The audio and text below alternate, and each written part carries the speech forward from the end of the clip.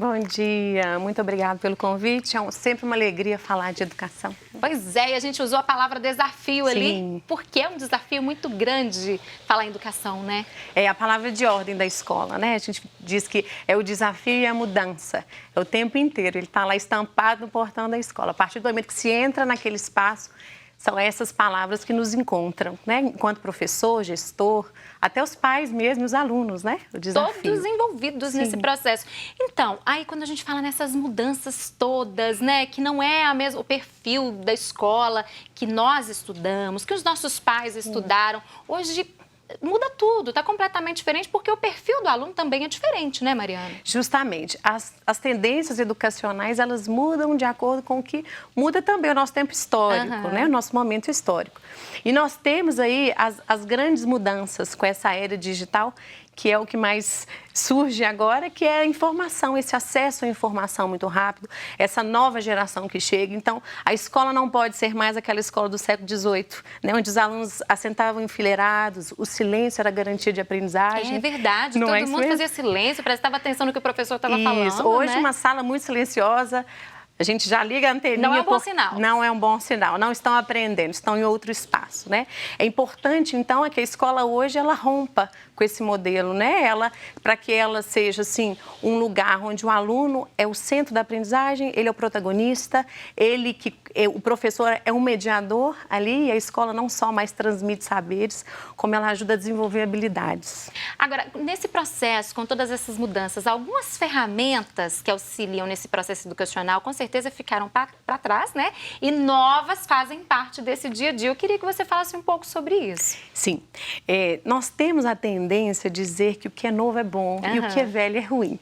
E isso é uma cilada, não necessariamente não mesmo. A gente precisa jogar fora o bebê com a água, né, da banheira dentro. O que nós dizemos é o seguinte: o professor, ele precisa ser como um bom cozinheiro.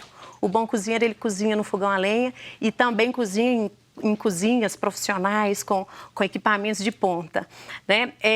Uma aula expositiva, hoje em dia, ela não capta tanto, ela não é atrativa para o nosso aluno. Então, nós temos, sim, metodologias ativas, ferramentas digitais que encantam os olhos do aluno e trazem mais esse aluno para esse contexto de aprendizagem.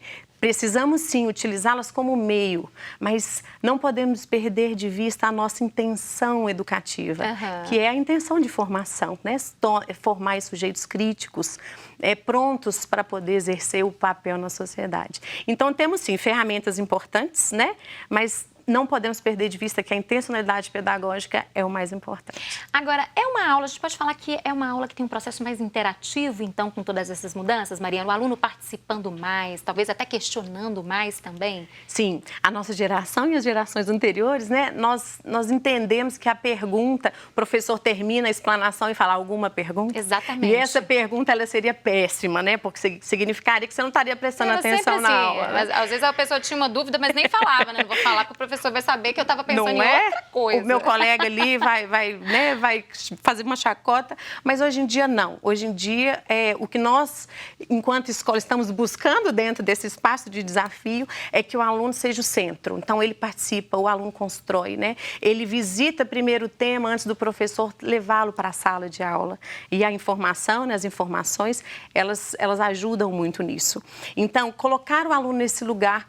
E não só, a gente diz, hoje em dia a gente educa com caos, né? Um caos criativo, que é um aluno em pé, assentado com o outro, em outros espaços, desemparedando a sala de aula, né? Utilizando todos os espaços da escola, porque todos trazem um potencial educativo, né? Então, colocar o aluno nesse movimento, colocá-lo nesse lugar de agente da própria aprendizagem é o grande desafio e é o que hoje essa geração, que a gente chama de geração Z, que está aí na nossa escola, é o que ela precisa.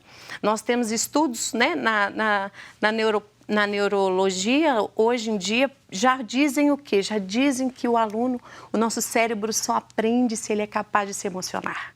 Então, não dá para emocionar assentado 50 minutos assistindo o professor falando. É muito esforço, né, gente? Então, tem que cativar o aluno, tem que envolvê-lo, tem que emocioná-lo, é isso? Emocioná-lo e conseguir trazer para ele que ele se encante pelo tema, pela matéria, mas utilizando os recursos que ele gosta, que seria o celular, o tablet, aplicativos educacionais. Então, tudo isso é muito bem-vindo. Pois é, aí, até pouco tempo eu ainda ouvia muitos falar nessa questão de usar o celular em sala de aula, né? Tem um dilema em relação a esse uso. Porque o jovem, até criança mesmo hoje, né? Sim. Já usa o celular. Vai perder o foco, vai entrar nas redes sociais, mas ao mesmo tempo também é um instrumento, é uma ferramenta que pode ser aliada aí, né, ao processo educacional. Como fazer isso? Como unir o útil ao agradável aí, hein, Mariana? Nós temos, então, uma premissa inicial que a gente precisa perder o medo da tecnologia. Né?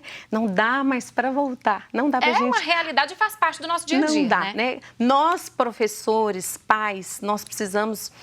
o nosso salto é maior, porque nós não fomos criados para isso. Então, a gente precisa revisitar a nossa capacidade de aprender para que a gente possa entender hoje como que esses meninos funcionam, como as crianças e os jovens funcionam hoje, né?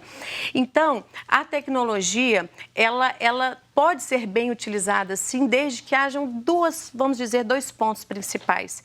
Primeiro é o professor dominar aquela ferramenta. Ele precisa saber o que ele está usando. Entender muito bem. Justamente, e entender por que ele escolheu aquela ferramenta para aquela determinada abordagem na aula. Se ele tiver essa intenção muito clara, a tecnologia aí vai ser uma aliada muito, muito eficaz.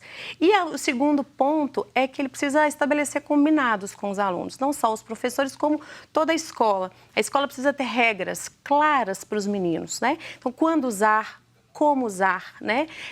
De que maneira a gente deve utilizar essa tecnologia. A partir do momento que isso é bem explicado, isso fica claro para o aluno, tanto a intenção como o modo de fazer, a gente tem isso como um grande reforço positivo. E também a gente precisa motivar os pais, né? Porque os pais são da nossa época. Então, os pais precisam entender também que hoje em dia não dá mais para educar sem essa tecnologia. Sem a tecnologia, mas gostei bem. Então, tem que ter regras também. Não dá para deixar o aluno com o celular o tempo inteiro, acessando o que ele quiser e na hora que quiser. De forma nenhuma, né? A Sociedade Brasileira de Pediatria já diz pra gente, né, que existe um tempo máximo de exposição aos eletrônicos, porque a partir do tempo máximo já atrapalha muito a aprendizagem, né? Não só a aprendizagem, foco, memória, né? O sono, e aí atrapalha até o nosso metabolismo.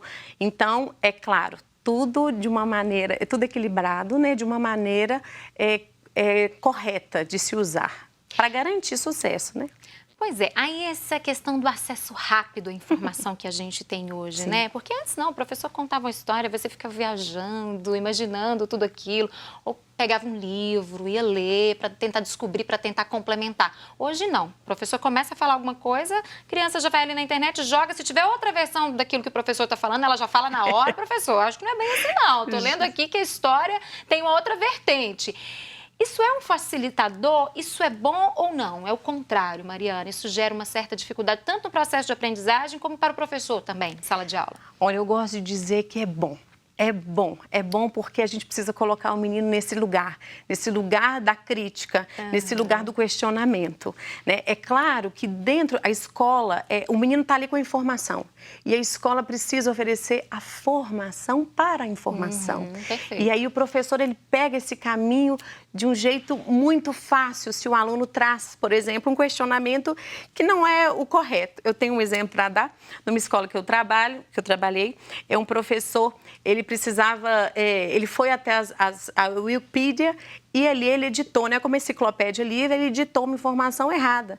E aí, logo na semana seguinte, ele pediu aos alunos que trouxessem uma pesquisa sobre aquilo. É claro que a maioria trouxe a informação errada. E aí, a partir disso, ele pôde, então, fazer o que a gente chama que é o letramento midiático, né? Que é ensinar o aluno não só a procurar a informação, mas triar essa informação, né? Verificar fontes, ver se aquela imagem foi adulterada ou não, ver, né, que público ela deseja atingir e, para além disso, interpretar, né, qual que é a intenção daquele que posta alguma coisa. É, porque as fake news estão aí, né? E essa é uma questão muito importante de ser trabalhada em sala de aula. Sim. A gente viveu várias situações, né, em 2019 aí, de algumas notícias, inclusive sérias, Sim. sendo repassadas, né, de qualquer forma, como verdadeiras, e no final a gente foi checar, não é. Então, não era bem de fato o que estava ocorrendo. Então, isso é extremamente importante também começar lá com as crianças, em sala de aula. Justamente, nos anos iniciais, né, na educação infantil, quando a criança começa a ouvir uma história, seja lá um clássico, né, da Chapeuzinho Vermelho, colocar essa criança para questionar essa história que vem. Mas por que ela pegou esse caminho e não o outro? A partir do momento que a gente já ensina, nesse processo de alfabetização, a criança não acreditar em tudo que ela lê, né, não achar que tudo que está escrito ali é verdade, a gente já começa a ensiná-la que o papel aceita tudo e que a gente precisa se questionar. E o professor também não precisa ser mais essa figura de autoridade, né, suprema dentro da sala de aula. O professor pode se enganar sim, e aí o aluno, quando o professor assume, não, realmente esse dado atualizado eu não tinha, a gente inverte, coloca o aluno nesse lugar também daquele que sabe, né? Eu falo que nós estamos na geração que na primeira vez na história os alunos sabem mais do que nós, né? É verdade, é bom ouvir isso, né? Bom, E o professor fala isso com calma, com tranquilidade, com naturalidade. Isso é um preparo, né? Uma pessoa, um profissional bem preparado que fala isso. Sim, eu gosto muito de Mário Sérgio Cortella, né? O nosso educador, e ele diz que mesmo. para ser um bom ensinante, precisamos ser bons aprendizes. Então, o professor ele precisa se ver nesse papel constante de aprendiz, né? Nós não aprendemos só com os livros, não aprendemos só com a experiência, mas a gente aprende com o outro, seja esse outro mais experiente ou menos. Todo mundo tem algo a acrescentar, né? Por isso que a gente fala que o processo de ensino-aprendizagem, ele é um processo de via dupla, né? O professor ensina, ele aprende, o aluno ensina enquanto aprende também. Pois é, e agora a questão do hábito de ler livros, né? Antes era o livro mesmo ali, a gente pegava o livro, tinha a questão de devolver na biblioteca com certo tempo. Com essa tecnologia toda, como que fica essa questão? É um desafio também incentivar aí hábito de leitura para os alunos?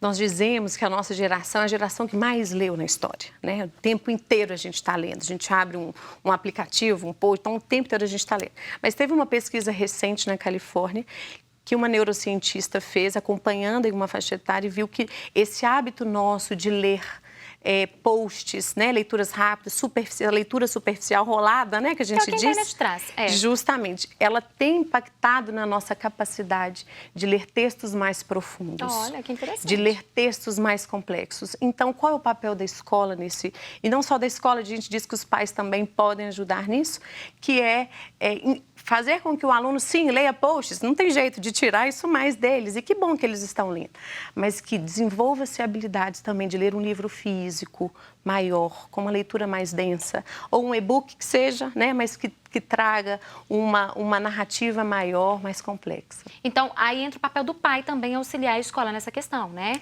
De inserir essa leitura física. Sim, hoje em dia não existe mais escola sozinha, nem família sozinha. Nós precisamos caminhar juntos, né? Mesmo porque com o advento, né, de toda essa reforma e as mulheres vão para o mercado de trabalho e não tem mais aquele tempo com os filhos, a gente percebe que a tarefa de educar é uma tarefa que ela anda junta, né? Então, assim como a escola deve promover, sim, desenvolver habilidades, criar hábito, a família também precisa instigar esse jovem aprendiz que os livros são nossas melhores companhias, né? Sempre, sempre.